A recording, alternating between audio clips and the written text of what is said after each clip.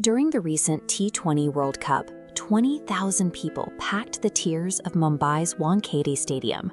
Draped in red and blue and waving the sun and moon flag, this crowd had traveled hundreds of miles to back Nepal. Opposing players described the atmosphere as being closer to a nightclub than a sporting event.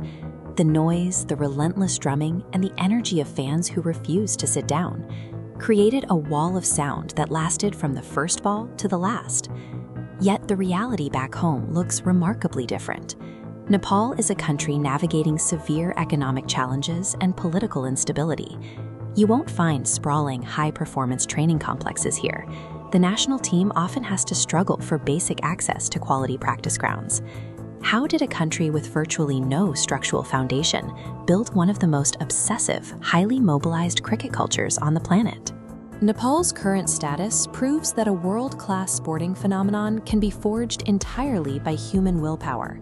Long before the billion-dollar budgets or the stadiums arrived, the fans had already decided their country belonged at the top. This map of South Asia shows exactly how the modern obsession began.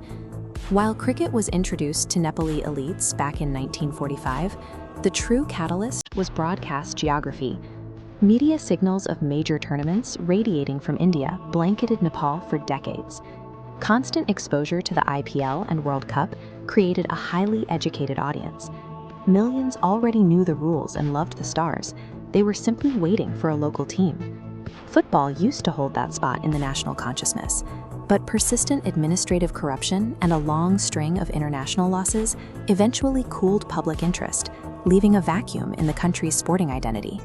The tipping point arrived in 2014. The national cricket team broke through a major ceiling by qualifying for the T20 World Cup in Bangladesh, finally putting the country on a global stage.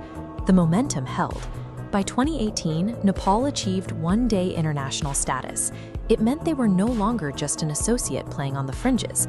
They were officially ranked among the world's recognized national teams. In a nation looking for a global win, cricket's rapid ascent transformed the sport into a rare, unifying source of national achievement. The rise of the program is inseparable from Paras Khadka. As captain, he brought a level of professionalism and grit that convinced the dressing room and the public that Nepal could compete with the world's elite. Following that foundation, individual stars like leg spinner Sandeep Lamachane broke global barriers.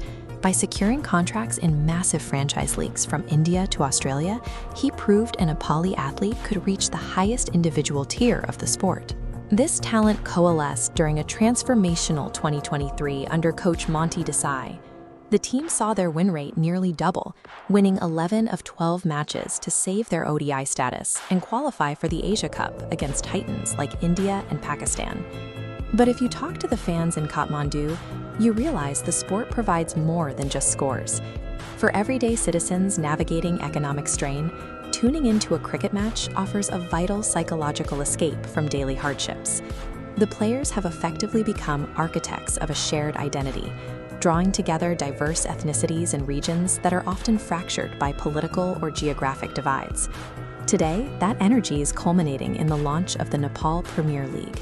Kathmandu is now hosting international stars and playing under floodlights for the first time, drawing sold-out crowds to the TU ground. But there is a limit to what passion alone can achieve. Unparalleled support has a hard physical ceiling, and the team's current progress is unfortunately running into serious structural administrative barriers. This diagram illustrates the administrative deficit holding Nepal back.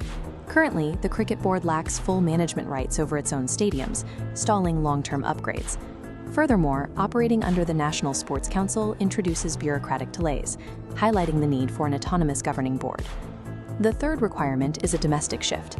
To reach the prestigious test status, the pinnacle of the sport, Nepal must establish a red ball, multi-day domestic league.